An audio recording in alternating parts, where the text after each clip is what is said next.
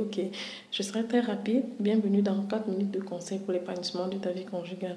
Aujourd'hui, je veux qu'on parle de quelque chose de très important. On va continuer à parler de communication. Je vais vous citer quelques petites choses que vous faites souvent pendant les conflits, que vous ne devez pas faire, les choses à éviter. Ok, les choses à éviter pendant le conflit, durant le conflit. D'accord. Première chose, ne parlez jamais sans réfléchir pendant le conflit. Donc, n'ouvre pas seulement ta bouche, tu commences à parler, à dire n'importe quoi, comme les femmes. Les femmes aiment souvent faire ça.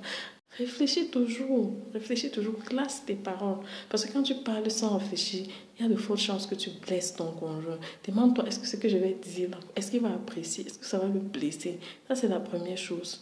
Deuxième chose maintenant, ne confronte jamais ton époux ou ton épouse en public. Ça, c'est quelque chose que les hommes font tellement. En public, tu viens, elle est là, il y a les gens.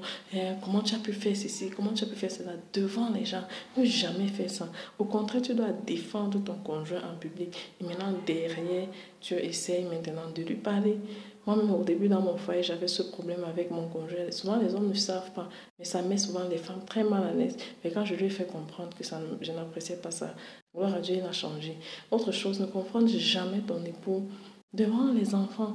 Devant les enfants, quand vous avez des problèmes, non, vous ne devez pas le faire devant vos enfants, vous ne devez pas vous disputer devant vos enfants. C'est très mauvais parce que demain, les enfants vont reproduire exactement la même chose. N'utilisez jamais un enfant dans le conflit. N'appelle jamais un enfant pour que l'enfant vienne témoigner en ta faveur ou en la faveur de ton mari. Peut-être moi, j'ai un problème avec mon mari, j'appelle l'enfant pour que l'enfant vienne dire que c'est maman qui a raison. Ne faites jamais ça. Mettez les enfants de côté lorsque vous avez des conflits.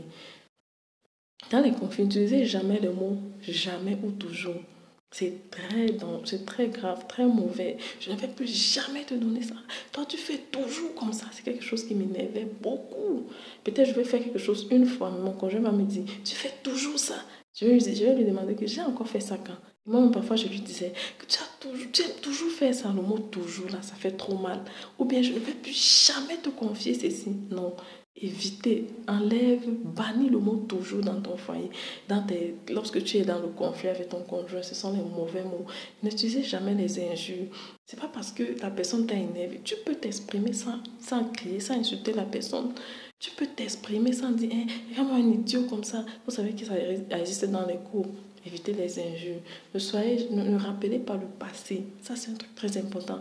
Dans les disputes, tu rappelles le passé. L'année passée, tu avais fait ceci. Surtout les mélancoliques comme nous, c'est qui n'oublions jamais. Qui n'oublions pas les choses. C'est comme ça que tu avais fait ça hier. Avant-hier, tu avais fait ceci. Non. Si la personne s'est déjà excusée, ne reviens pas sur le passé. Ne quittez jamais la personne. À moins que la personne ne te lève jamais, tu pars pendant la causerie. Il est encore en train de parler, tu te lèves, tu pars. Non, c'est un très grand mépris. Ne faites jamais ça. Ne criez jamais.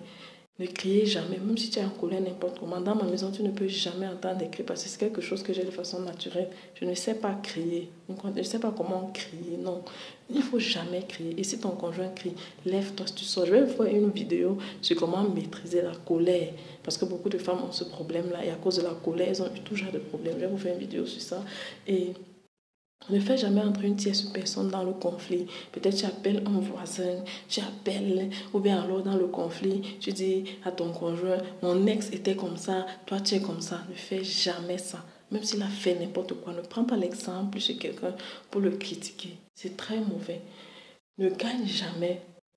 Ne dis jamais que non, c'est moi qui ai gagné. Je dois gagner dans cette dispute. Tu ne discutes pas pour gagner. Tu discutes pour apporter une solution. Quand tu discutes pour gagner, même quand tu vas te rendre compte que tu as tort, tu ne vas pas accepter parce que tu es parti gagner. Ton conjoint, ce n'est pas ton adversaire. Pour que à chaque fois que vous discutez, il faut que c'est toi qui gagne. Non.